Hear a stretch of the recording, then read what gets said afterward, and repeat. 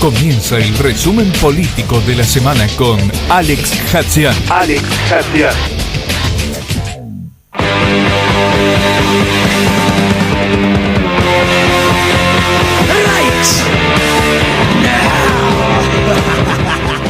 Ustedes recordarán que alguna vez, hace unos meses atrás, no muchos, hablamos de una especie de rodrigazo en cuotas, ¿no? Y bueno, es eso, sí, es el descontrol de todas las variables monetarias. Cuando hablamos del dólar blue o el dólar negro, como lo quieran llamar, digo, es un mercado muy chico, que cualquiera que pone una orden un poco importante automáticamente hace mover esa cotización, y eso no es el tester de la economía, no es ese. El camino es el de la abundancia, el de poder convocar a todos esos dólares que están dando vuelta. El único país en América Latina que ha tenido una desprimarización de sus exportaciones, una disminución, ha sido precisamente la Argentina. En el año 2008 del 3 puntos porcentuales y en el año 2010 de 9 puntos porcentuales.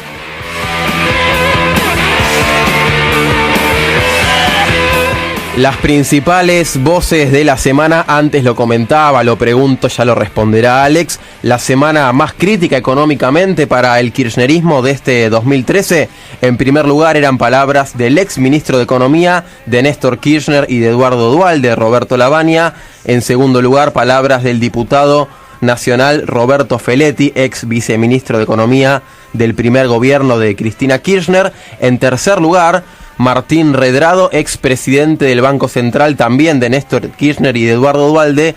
Y finalmente palabras de la presidenta Cristina Fernández, haciendo referencia a las importaciones, quizás otro de los grandes temas de esta semana en lo que la economía fue la gran protagonista políticamente. Sí, evidentemente, luego pasado el furor por Francisco, donde el kirchnerismo se dio vuelta casi como una tortilla en cuanto a su posición con respecto al Papa, pasó de ser... Hay gente que ni siquiera borra los tweets. Es fácil borrar un tweet, ¿no? Sí, uno entra a la cuenta y no pasa nada si pone borrar un tuit. Bueno, quizás es más honesto no borrarlo, ¿no? Pero uno lee el archivo de algunos Twitter y... Aunque lo borren, fue tan reciente que, digamos, el ridículo no queda, digamos, exento. En fin, lo dijimos la semana pasada, la orden iba a ser clara, Pero fue muy notorio el giro que hubo en bloque del kirchnerismo, muy llamativo y muy notorio. Bueno, evidentemente fue una semana en la que, de preocupante para el gobierno, se encendieron luces de alarma. ¿Un jueves negro o es exagerado hablar en esos términos? No, es exagerado. Pero, por supuesto, hubo preocupación en el gobierno. Esto comenzó el lunes, cuando la AFIP Chegaray anunció un recargo del 20%. Sí. Estaba en el 15% ubicado las compras con tarjeta de crédito y débito en el exterior. Anunció un aumento de ese porcentaje de recargo al 20%. Y el miércoles el dólar negro llegó a un tope de 8.75 pesos. Bueno, vamos a explicar de nuevo cómo llega el dólar negro a ese valor, porque a diferencia del cambio regular, oficial, ¿cómo se mide aquí? Esto tiene que ver exclusivamente con la compra y venta, tiene que ver con lo que puede llegar a animarse a pagar uno, lo que le llegan a vender. ¿Cómo se mide? ¿Quién mide el dólar negro? Esto es lo extraño, porque cuando vos escuchás hablar a los economistas, todos te dicen que es un mercado marginal, muy pequeño, que es ilegal, que no hay controles. ¿Qué significa exactamente la palabra ilegal? Porque uno camina por calle Florida y escucha dólar, euro, cambio, está la policía y nadie impide que se venda o que se compre.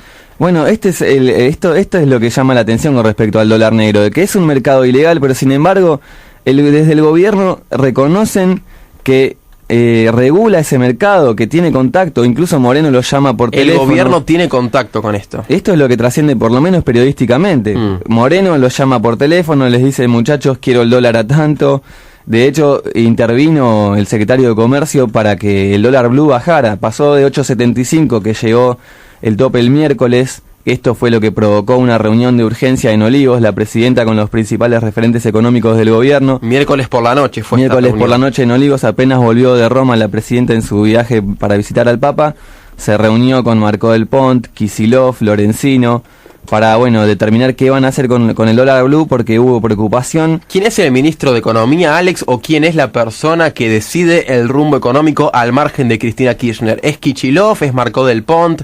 ¿Es Lorenzino? ¿Es Moreno? Lo pregunto porque desde lo intelectual, desde lo teórico, tienen diferentes visiones sobre la economía. Tenemos un Moreno mucho más peronista que un Kicillof marxista económicamente, una Marcó del Pont difícil de definir en estos términos. ¿Quién marca el rumbo económico? Sí, lo de Kicillof, marxista, es más que discutible, pero evidentemente... Más marxista que Moreno, quizás. No, él dice que se formó leyendo a Marx, pero claramente no es marxista. Sería un keynesiano, digamos. Okay. Es un reformista del capitalismo, no es anticapitalista, no es marxista. Él se formó, hizo creo que una tesis sobre Keynes, pero leyó mucho a Marx, está muy formado. Hay un libro dentro del marxismo, pero de 700 páginas sobre eso. Sí, pero no es marxista, y esto está claro, digamos. Okay. Es un reformista, claro, un keynesiano de que dice que el mercado tiene que intervenir, hay que reformar el capitalismo, hay que regularlo, hay que intervenirlo, pero claramente no es un marxista, no es un revolucionario. ¿Y a quién escucha Cristina, o a quién escucha más de estos 4 referentes económicos? Bueno, creo que estos 4 son justamente los principales. Lorenzino creo que lo dejaría relegado. Moreno, Kicillof. Hay un elenco de personajes que van subiendo y bajando con respecto a la simpatía de la presidenta, pero los que tienen llegada al gobierno dicen que no mucho más que eso. Son estas 4 personas que deciden la economía, y finalmente la que toma la decisión final es Cristina, pero principalmente escuchando a estas 4 personas. Son principalmente Moreno. Y estas 4 personas son las que definen la economía. Obviamente cada uno tiene su equipo de asesores, tiene persona que los ayuda, que colabora, pero... son estas pocas personas que definen la economía y que está teniendo señales de alarma importantes. ¿Por qué subió tanto el dólar?